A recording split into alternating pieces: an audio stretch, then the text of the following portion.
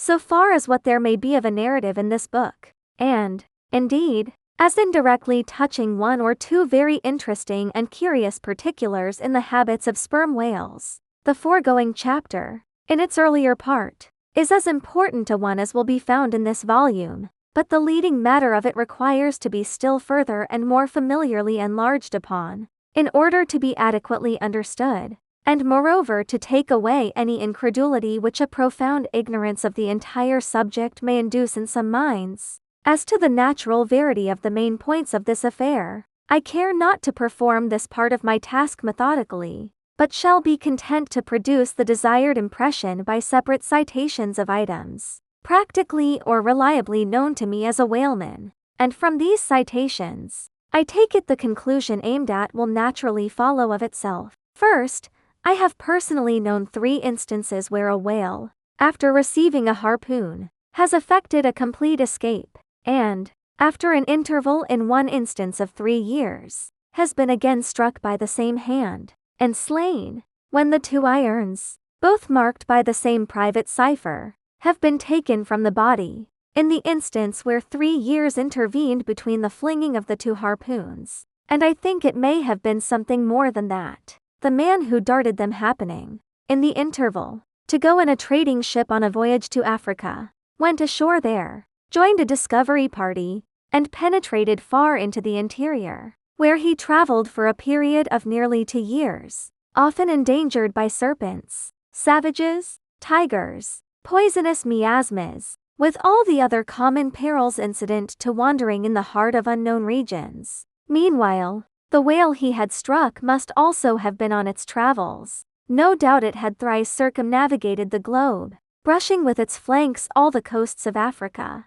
but to no purpose. This man and this whale again came together, and the one vanquished the other. I, myself, have known 3 instances similar to this. That is, in 2 of them I saw the whale struck, and, upon the second attack, saw the 2 irons with the respective marks cut in them, afterwards taken from the dead fish. In the 3-year instance, it so fell out that I was in the boat both times, first and last, and the last time distinctly recognized a peculiar sort of huge mole under the whale's eye, which I had observed there 3 years previous. I say 3 years, but I am pretty sure it was more than that. Here are 3 instances, then, which I personally know the truth of, but I have heard of many other instances from persons whose veracity in the matter there is no good ground to impeach. Secondly, it is well known in the sperm whale fishery, however ignorant the world ashore may be of it, that there have been several memorable historical instances where a particular whale in the ocean has been at distant times and places popularly cognizable. Why such a whale became thus marked was not altogether and originally owing to his bodily peculiarities as distinguished from other whales, for however peculiar in that respect any chance whale may be, they soon put an end to his peculiarities by killing him, and boiling him down into a peculiarly valuable oil. No, the reason was this, that from the fatal experiences of the fishery there hung a terrible prestige of perilousness about such a whale as there did about Rinaldo Rinaldini, insomuch that most fishermen were content to recognize him by merely touching their tarpaulins when he would be discovered lounging by them on the sea, without seeking to cultivate a more intimate acquaintance. Like some poor devils ashore that happen to know an irascible great man, they make distant unobtrusive salutations to him in the street, lest if they pursued the acquaintance further, they might receive a summary thump for their presumption. But not only did each of these famous whales enjoy great individual celebrity, nay, you may call it an ocean-wide renown. Not only was he famous in life and now is immortal in forecastle stories after death, but he was admitted into all the rights, privileges, and distinctions of a name, had as much a name indeed as Cambyses or Czar. Was it not so, O Timor Tom, thou famed Leviathan, scarred like an iceberg, who so long didst lurk in the oriental straits of that name, whose spout was oft seen from the palmy beach of Ombay? Was it not so, O New Zealand Jack, thou terror of all cruisers that crossed their wakes in the vicinity of the Tattoo Land? Was it not so, O Morquin, King of Japan, whose lofty jet they say at times assumed the semblance of a snow-white cross against the sky. Was it not so? O Don Miguel, thou Chilean whale, marked like an old tortoise with mystic hieroglyphics upon the back. In plain prose, here are 4 whales as well known to the students of cetacean history as Marius or Scylla to the classic scholar. But this is not all. New Zealand Tom and Don Miguel, after at various times creating great havoc among the boats of different vessels, were finally gone in quest of, systematically hunted out, chased and killed by valiant whaling captains, who heaved up their anchors with that express object as much in view, as in setting out through the Narragansett woods. Captain Butler of old had it in his mind to capture that notorious murderous savage Anawan, the headmost warrior of the Indian King Philip. I do not know where I can find a better place than just here, to make mention of 1 or 2 other things, which to me seem important, as in printed form establishing in all respects the reasonableness of the whole story of the white whale, more especially the catastrophe, for this is one of those disheartening instances where truth requires full as much bolstering as error. So ignorant are most landsmen of some of the plainest and most palpable wonders of the world, that without some hints touching the plain facts, historical and otherwise, of the fishery, they might scout at Moby Dick as a monstrous fable, or still worse and more detestable, a hideous and intolerable allegory. First, though most men have some vague flitting ideas of the general perils of the grand fishery, yet they have nothing like a fixed, vivid conception of those perils, and the frequency with which they recur. One reason perhaps is, that not 1 in 50 of the actual disasters and deaths by casualties in the fishery ever finds a public record at home, however transient and immediately forgotten that record. Do you suppose that that poor fellow there, who this moment perhaps caught by the whale line off the coast of New Guinea, is being carried down to the bottom of the sea by the sounding Leviathan? Do you suppose that that poor fellow's name will appear in the newspaper obituary you will read tomorrow at your breakfast? No, because the mails are very irregular between here and New Guinea. In fact, did you ever hear what might be called regular news direct or indirect from New Guinea? Yet I tell you that upon one particular voyage which I made to the Pacific, among many others we spoke 30 different ships, every one of which had had a death by a whale, some of them more than 1, and 3 that had each lost a boat's crew. For God's sake, be economical with your lamps and candles. Not a gallon you burn, but at least 1 drop of man's blood was spilled for it. Secondly, people ashore have indeed some indefinite idea that a whale is an enormous creature of enormous power,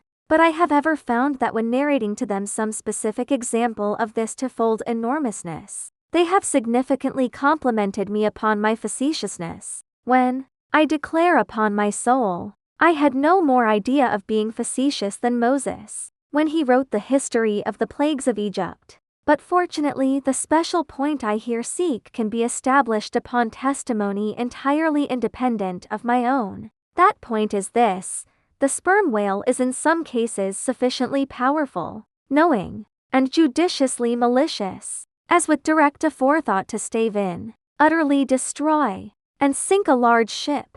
And what is more, the sperm whale has done it. First, in the year 1820 the ship Essex, Captain Pollard, of Nantucket, was cruising in the Pacific Ocean. One day she saw spouts, lowered her boats, and gave chase to a shoal of sperm whales. Ere long, several of the whales were wounded, when, suddenly, a very large whale escaping from the boats, issued from the shoal, and bore directly down upon the ship. Dashing his forehead against her hull, he so stove her in, that in less than 10 minutes she settled down and fell over. Not a surviving plank of her has been seen since. After the severest exposure, part of the crew reached the land in their boats. Being returned home at last, Captain Pollard once more sailed for the Pacific in command of another ship, but the gods shipwrecked him again upon unknown rocks and breakers. For the second time his ship was utterly lost, and forthwith forswearing the sea, he has never tempted it since. At this day Captain Pollard is a resident of Nantucket. I have seen Owen Chase, who was chief mate of the Essex at the time of the tragedy. I have read his plain and faithful narrative. I have conversed with his son. And all this within a few miles of the scene of the catastrophe. The following are extracts from Chase's narrative.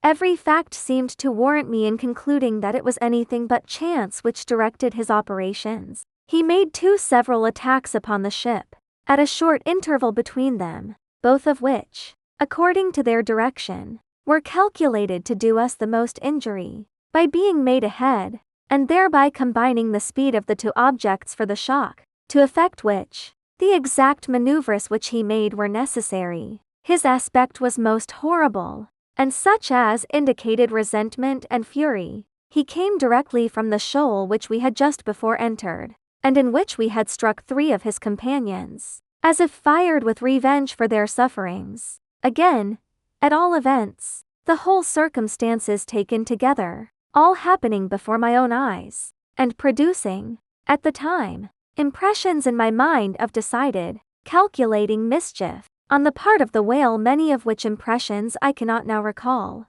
induce me to be satisfied that I am correct in my opinion. Here are his reflections some time after quitting the ship, during a black night in an open boat, when almost despairing of reaching any hospitable shore. The dark ocean and swelling waters were nothing. The fears of being swallowed up by some dreadful tempest, or dashed upon hidden rocks, with all the other ordinary subjects of fearful contemplation, seemed scarcely entitled to a moment's thought. The dismal-looking wreck, and the horrid aspect and revenge of the whale, wholly engrossed my reflections, until day again made its appearance. In another place, p. 45, he speaks of the mysterious and mortal attack of the animal. Secondly, the ship Union, also of Nantucket, was in the year 1807 totally lost off the Azores by a similar onset, but the authentic particulars of this catastrophe have never chanced to encounter, though from the whale hunters I have now and then heard casual allusions to it.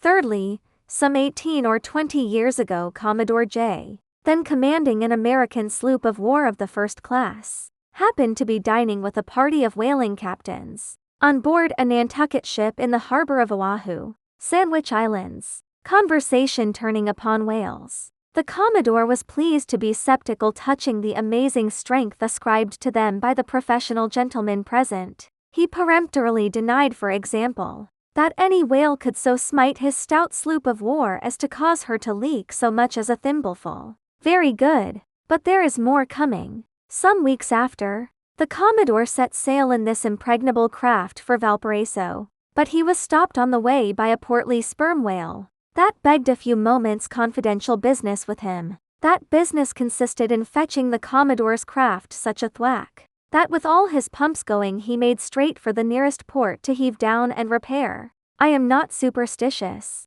but I consider the Commodore's interview with that whale as providential. Was not Saul of Tarsus converted from unbelief by a similar fright? I tell you, the sperm whale will stand no nonsense. I will now refer you to Langsdorff's Voyages for a little circumstance in point, peculiarly interesting to the writer hereof. Langsdorff, you must know by the way, was attached to the Russian Admiral Krusenstern's famous discovery expedition in the beginning of the present century. Captain Langsdorff thus begins his 17th chapter.